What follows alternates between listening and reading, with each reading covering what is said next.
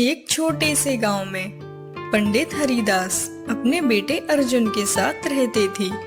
पंडित हरिदास एक बहुत ही ज्ञानी ब्राह्मण थे, जिनकी पत्नी के जाने के बाद हरिदास ने अपने बेटे अर्जुन को ही अपना संसार मान लिया था।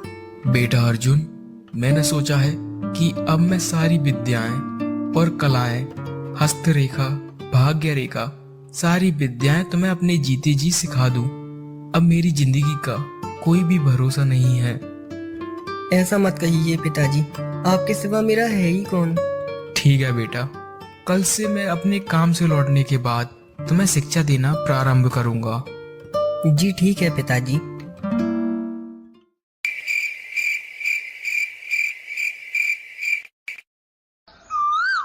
अगले दिन से ही हरिदास काम से आने के बाद अपने बेटे अर्जुन को सारी कलाएं, विद्याएं, भाग्य रेखा और कर्म रेखा की शिक्षा देने लगे। कुछ वर्ष बीत गए और अर्जुन एक कुशल विद्वान बन गया।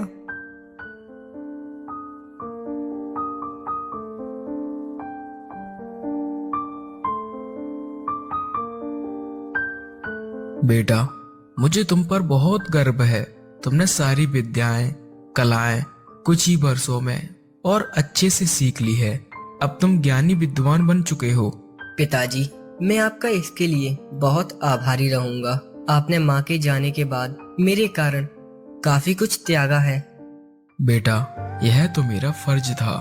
हर पिता का सपना होता है उसके जीते जी उसके बेटे काबिल हो जाए। मैं मरने से पहले सारे फर्ज से अदा होना चाहता हूँ। इसीलिए मैं कल तेरे लिए एक लड़की देखने जा रहा हूँ। तू साथ चलेगा क्या मेरे? नहीं पिताजी, आप ही दिखाइए, मैं घर का ख्याल रखूंगा।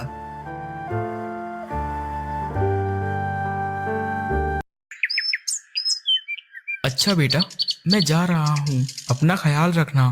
ठहरिए पिताजी, आज मुझे अच्छा नहीं लग रहा। आज आप रहने दीजिए, फिर कभी चले जाना।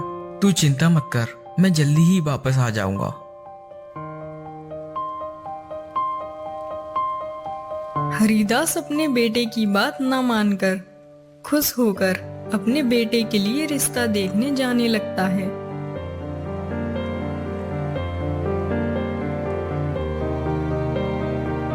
रास्ते में उसका मित्र मिलता है। अरे हरिदास, बड़े खुश होकर कहाँ जा रहे हो आज? अरे बस भैया, अपने बेटे के लिए एक रिश्ते की बात करने ही जा रहा हूँ। अच्छा भैया, ये तो बहुत खुशी की बात है। अच्छा, अब हम चलते हैं।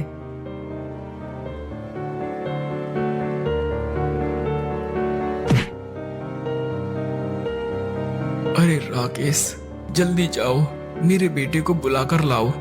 उसका मित्र भागता हुआ अर्जुन को बुलाने जाता है। पिताजी, आज सुबह ही मैंने आपको जाने से मना किया था, परंतु आपने मेरी एक न मानी। रुकिए, मैं अभी वैद्य जी को बुला कर लाता हूँ। ठहरो अर्जुन, बेटा इतना समय मेरे पास नहीं है। मेरे बात ध्यान से सुनो। जो विद्याएं मैंने तुम्हें दी हैं, उनका अच्छे कामों में ही उपयोग करना। तुम्हारा ज्ञान ही तुम्हारी संपत्ति है। पिताजी, माँ तो मुझे बचपन में ही छोड़ के चली गई। अब आप भी जा रहे हो, मैं कैसे जीऊंगा अकेला। बेटा, मेरा आशीर्वाद सदैव तुम्हारे साथ रहेगा।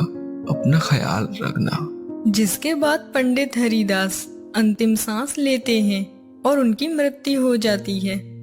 पिताजी, आंखें खोलिए पिताजी, आप मुझे यूं ही छोड़ के नहीं जा सकते। माँ तो बचपन में ही चली गई, अब आप भी इस दुनिया को छोड़ के चले गए। अब मैं किसके सहारे जीऊंगा। संभालो खुद को अर्जुन, होनी को तो कोई भी नहीं टाल सकता। हम अंतिम संस्कार की तैयारी करते हैं। अंतिम संस्कार के बाद अर्जुन बिल्कुल अकेला पड़ जाता है। वो खुद ही खाना बनाता है और काम करने जाता है। उसके बाद शाम को वह हारा थका हुआ आता है और खाना बनाता है।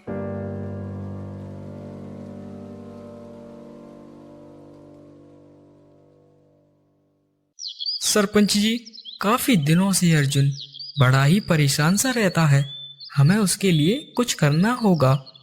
हाँ पप्पू, तुम सही बोल रही हो। बेचारी के पास ना तो माँ का साया है और ना ही बाप का साया। आखिर है तो हमारे गांव का ही बेटा।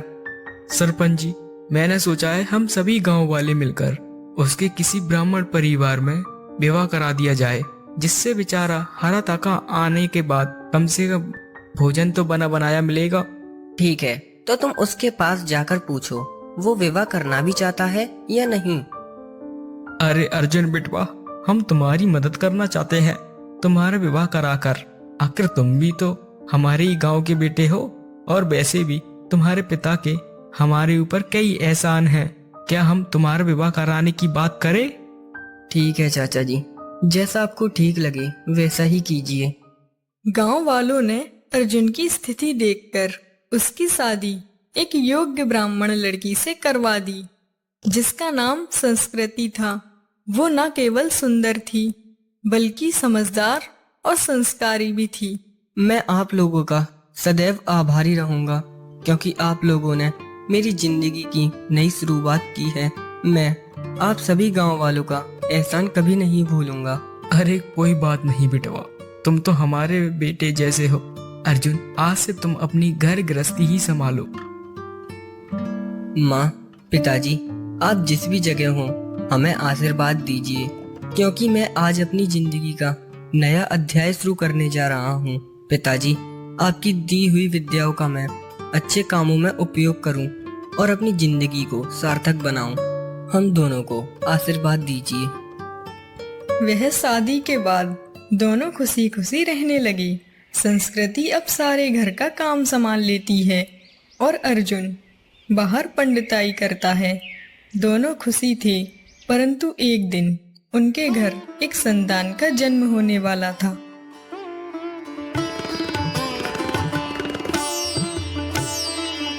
मुबारक हो अर्जुन, तेरे घर लड़का हुआ है। धन्यवाद दाई माँ। अच्छा ठीक है, अब मैं चलती हूँ, तू अंदर जाके देख ले।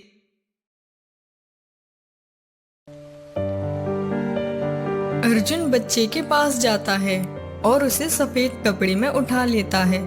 अरे, आप बच्चे को कहाँ ले जा रहे हो? वो अभी बहुत छोटा है, उसे बाहर मत ले जाइए। अरे सुम्मो, तुम चिंतित मत हो, मैं अभी ही आ जाऊंगा। तुम तब तक आराम करो, मेरा जाना अत्यंत ही जरूरी है। इतना कहकर वह अपने पुत्र को बाहर ले जाता है और चलते चलते वह एक नदी के पास पहुंचता है। अर्जुन ने बच्चे को 3 बार पानी में डुबकी लगवाई और फिर उसके कान में कुछ मंत्र बोला, जिसके बाद बच्चा बोलने लगा। अर्जुन ने उससे कहा, बताओ, मैं आपका कर्जदार हूँ या आप मेरे कर्जदार हैं? और यह भी बताओ कि मेरा आप पर कितना कर्ज है? आप पर मेरे 50 रुपए उधार हैं। आपने मुझसे एक जन्म में पैसे उधार लिए थे और बिन चुका ही मर गए। उसे ही आपको लौटाना है, उसी को लेने में आया हूँ। क्या अब हमारा हिसाब किताब पूरा हुआ? जी हाँ, अब हमारा हिसाब किताब बराबर हुआ। इतना सुनने के बाद अर्जुन ने उसके कान में एक मंत्र बोला और उसे गंगा में प्रवाहित कर दिया, जिसके बाद वह अपने घर चल दिया।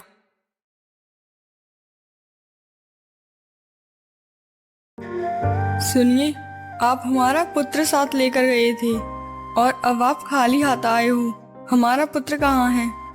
संस्कृति, मेरी बात मानो, उस बालक का हम पे कर्ज था। यदि मैं ऐसा नहीं करता तो बाद में वह हमें रुला के चला जाता, फिर हमें कितना दुख होता। संस्कृति अंदर से टूट चुकी थी, परंतु अर्जुन ने उसे अपनी बातों से समझा बुझा दिया था। वह फिर से कुछ दिनों बाद खुशी खुशी रहने लगी और संस्कृति ने एक सुंदर से पुत्र को जन्म दिया। अर्जुन पंडित ने उसके साथ वैसा ही किया जैसे पहले बच्चे के साथ किया था। उसे सफेद कपड़े में लेकर गंगा के तट पर निकल गया।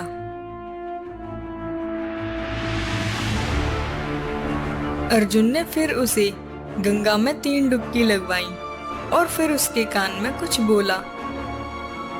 हाँ भाई, हम गंगा मैया के अंदर हैं। अब सच बताओ, मैं तुम्हारा कर्जदार हूँ या तुम मेरे कर्जदार हो? और यह भी बताओ, मैं तुम्हारा कितना कर्जदार हूँ? अर्जुन, मैं तुम्हारा कर्जदार हूँ। मुझे तुम्हारे 100 रुपए एक जन्म के देने हैं, वही मैं लौटाने आया हूँ। भाई, हम गंगा मैया के अंदर खड़े हैं और हाँ, मैं तुम्हें वचन देता हूँ, मैं तुम्हें अपने सारे कर्ज से मुक्त करता हूँ। अब तुम्हारा और मेरा हिसाब बराबर हुआ। ठीक है, तुम वचन दे रहे हो तो मैं मान लेता हूँ। इतना सुनकर अर्जुन ने उसके कान में फूंक मारी और वापस उसे गंगा जी में प्रवाहित कर दिया। यह सब करके वह वापस अपने घर आ जाता है। भाग्यवान, मुझे यूं ही खाली हाथ आता देख तुम्हारे मन में अपने बच्चे के बारे में जानने की इच्छा हो रही होगी। तो सुनो, उस पे हमारा 100 रुपए का कर्ज था, जिसे मैंने माफ कर दिया और गंगा में प्रवाहित कर दिया। अब उसका और हमारा हिसाब बराबर हुआ। ऐसा कैसे? उसके पास हमारा 100 रुपए का कर्ज था। यदि वह हमारा कर्ज चुका देता तो वह हमें जल्दी ही छोड़ के चला जाता और हमें जब बहुत दुख होता, इससे अच्छा मैंने उसे ऋण मुक्त कर दिया। इतना सुनकर संस्कृति चुप हो गई, परंतु मन में तो अपनी संतान का ही दुख था। उसके पास और कोई विकल्प भी नहीं था। वह अपनी बातें कहती भी तो किससे? वह अंदर ही अंदर टूट चुकी थी और दिन बीतते गए। वह अब पहले जैसी खुशी नहीं रहती। अरे बेटा, क्या बात है? कई दिनों से देख रही हूँ, तू बहुत दुखी रहती है। और तेरे 2 बच्चे कहाँ हैं? माँ जी, अब आपसे ही क्या छिपाना। वह अपनी सारी बातें बुढ़िया से छुपा नहीं पाती और अपनी सारी ही बातें बुढ़िया को बता देती है। देख बेटा सुम्मू, ये तो बहुत गलत हुआ। तू मेरी बात मान। कल तू मेरे साथ राजा के पास चलना। वो बहुत दयालु हैं। राजा सबकी बात सुनते हैं। तू उन्हें अपनी सारी बातें बता देना। ठीक है माँ जी।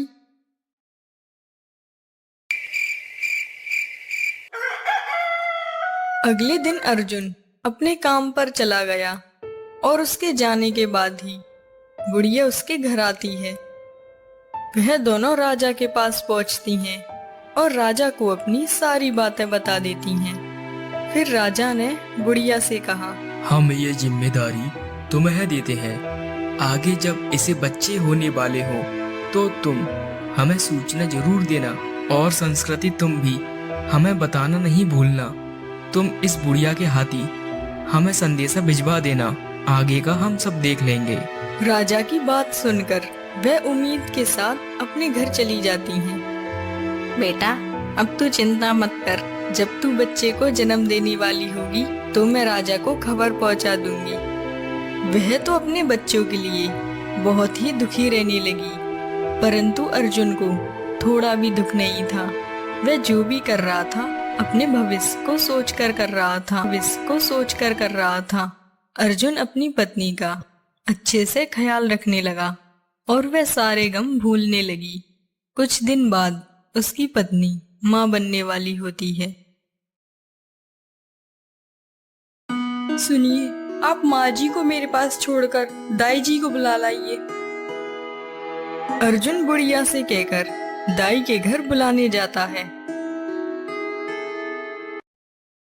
माँ जी, आप राजा को खबर कर दो, इसीलिए मैंने सबसे पहले आपको ही बुला लिया।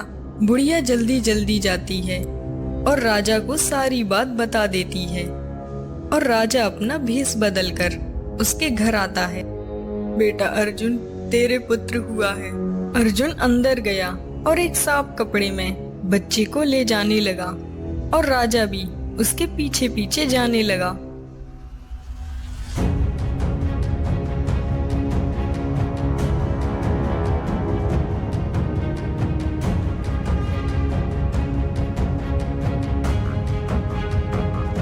अब तुम बात कर सकते हो। बताओ, मैं तुम्हारा कर्जदार हूँ या तुम मेरे कर्जदार हो? और यह भी बताओ, मैं तुम्हारा कितना कर्जदार हूँ? तुम्हारा मेरे ऊपर 50,000 रुपए का कर्ज है। अर्जुन ने बच्चे के कान में मंत्र फूका और वो अपने असली रूप में आ गया। अर्जुन बच्चे को लेकर अपने घर आने लगा। अरे, इसने आखिरकार इस बच्चे को गंगा में क्यों प्रवाहित नहीं किया? मुझे पूछना चाहिए। ठहरो अर्जुन। प्रणाम महाराज। अर्जुन, ये बताओ, तुमने पहले दोनों बच्चों को गंगा में क्यों प्रवाहित किया?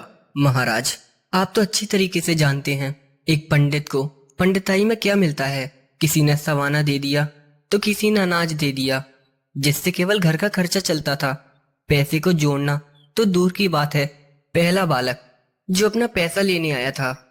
राजा अर्जुन की बातें सुनकर बहुत ही आश्चर्यचकित हुआ, पर उसे इस बात की खुशी हुई कि चलो, अब तो संस्कृति का बच्चा बच गया।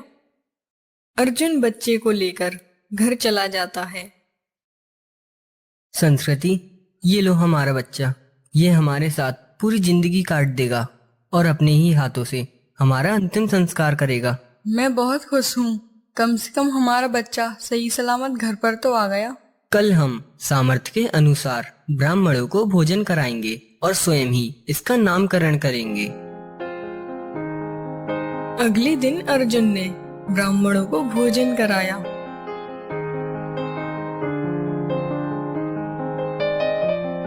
इस नक्षत्र में जन्मे इस बालक का प्रथम अक्षर भा से आ रहा है, तो हम इसका नाम वैभव रखेंगे।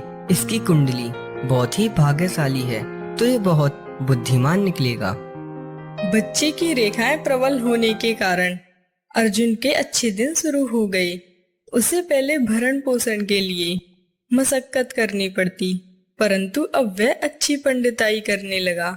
दिन बीतते गए और वैभव 8 वर्ष का हो गया।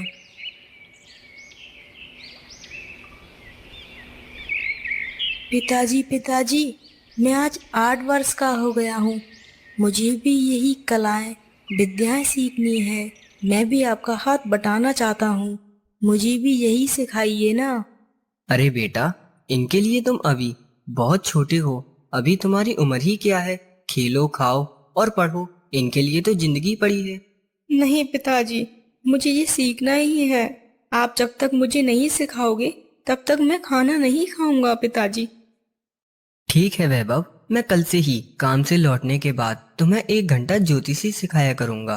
और हाँ, कल से तुम संस्कृत के विद्यालय भी जाना। अर्जुन अपने बेटे को 1 घंटा ज्योतिषी सिखाने लगा। वैभव बहुत ही बुद्धिमान था। उसे जो भी मंत्र बताया जाता वह तुरंत ही उसे याद हो जाते। यह सब करना उसके दाएं हाथ का खेल हो गया। वह सारी विद्याएं कुछ ही वर्षों में हासिल कर लेता है और वह 14 वर्ष की उम्र में ही 18 वर्ष का लगने लगा। अपने पुत्र को देख संस्कृति बहुत ही खुशी होती। पिताजी, अब मैं आगे की पढ़ाई नहीं करना चाहता। अब मैं आपके साथ यजमानी करके घर गृहस्थी में हाथ बटाना चाहता हूँ। बेटा, अभी तुम्हारी उम्र ही क्या है? खेलो, खाओ, दुनियादारी देखो, ये काम तो सारी उम्र ही करना है। माँ, आखिरकार बाद में मुझे पंडिताई ही करनी है, तो अभी क्यों नहीं? विद्या कोई भी हो, उसे जितना उपयोग करेंगे उसमें उतनी ही बढ़ोतरी होगी। कल पूर्णिमा है, कल के दिन से ही मैं अपने काम पर जाऊंगा। ठीक है बेटा, जैसी तेरी मर्जी। चलो, घर में कम से कम 2 कमाने वाले तो हो गए। अगले दिन अर्जुन और वैभव दोनों ही अपने अपने काम पर निकल गए। वैभव अभी नया था, उसे एक भी यजमान नहीं मिला और वो उदास होकर एक पेड़ के नीचे बैठ गया। श्याम को वह अपने उदास मन से अपने घर जाने लगा।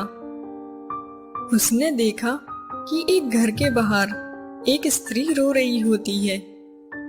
अरे बहन, क्यों रो रही हो? कोई समस्या है तो मुझे बताओ, हो सकता है कि मैं तुम्हारी कोई मदद कर सकूं। अब मैं तुम्हें क्या बताऊं? तुम जैसे ढोंगी पंडितों के कारण ही तो मुझे रोना पड़ रहा है।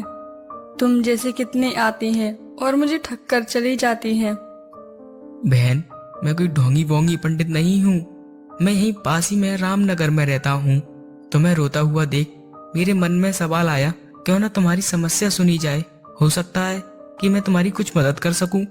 वैसे भी मैं अपने घर ही जा रहा था, बताना या नहीं बताना ये आपकी मर्जी है।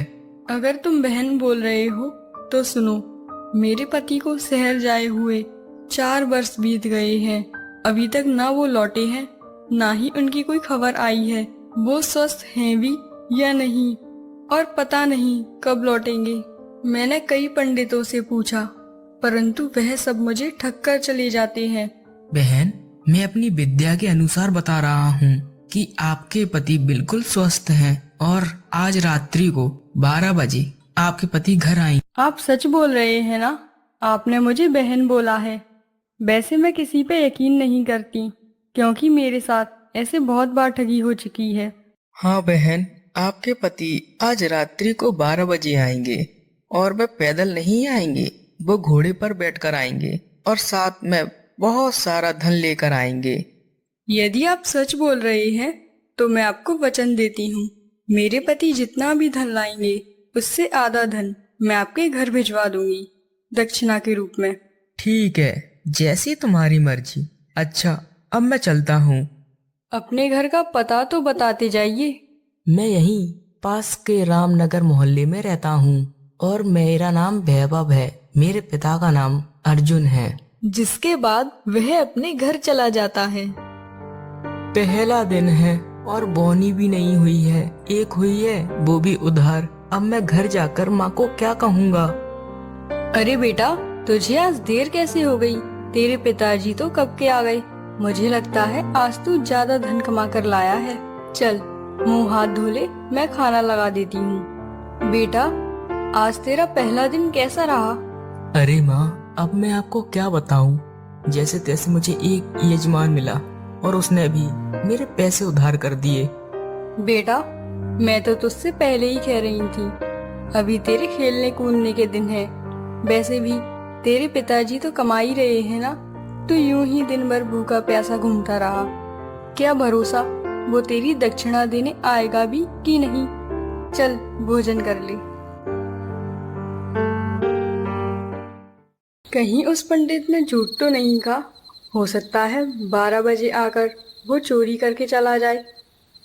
इतना सोचते सोचते वह सो जाती है और रात्रि के 12 बज जाते हैं।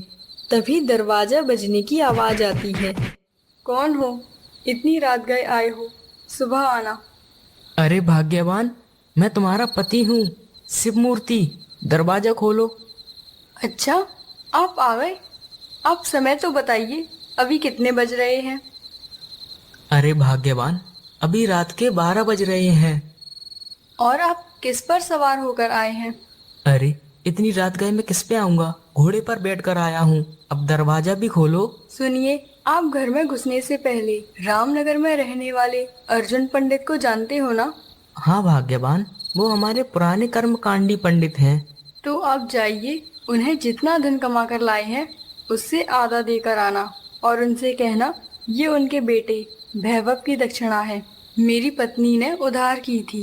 ठीक है भाग्यवान, यदि तुमने वचन दिया है तो मैं अभी ही जाता हूँ और धन देकर आता हूँ। शिवमूर्ति रात को ही अर्जुन पंडित के घर जाता है और आवाज लगाता है। कौन हो आप? इतनी रात्रि को क्यों आए हो? सुबह आना। अरे मैं शिव मूर्ति हूँ, मैं पास ही में रहता हूँ। आपके बेटे की दक्षिणा देने आया हूँ जो मेरी पत्नी ने उधार की थी। जाइए एक थाल लेकर आइए। अर्जुन की पत्नी अंदर से थाल लेकर आती है और शिव मूर्ति उसे सोने के सिक्कों से भर देता है। बहन जी, ये तुम्हारे बेटे वैभव की दक्षिणा है जो कि आज मेरी पत्नी ने उधार की थी।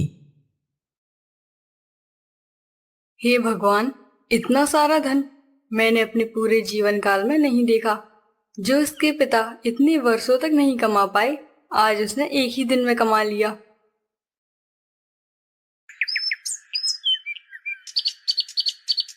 क्या हुआ भाग्यवान, आज तो तुम बड़ी ही खुश नजर आ रही हो और तुमने खाना भी नहीं बनाया। आखिर क्या बात है? वह सारी बातें अर्जुन को बता देती है और अर्जुन घबरा जाता है। अरे ये क्या बोल रही हो? जल्दी अपने पुत्र को जाकर देखो, वो जीवित है भी या नहीं। वह अंदर जाती है और देखती है कि वैभव अब इस दुनिया में नहीं रहा। पिताजी, मेरा और आपका आज हिसाब किताब पूरा हुआ, इसीलिए मैं आज यहाँ से जा रहा हूँ। हम भी इस दुनिया में किसी न किसी रूप में अपना अपना कर्ज चुकाने ही आए हैं। अगर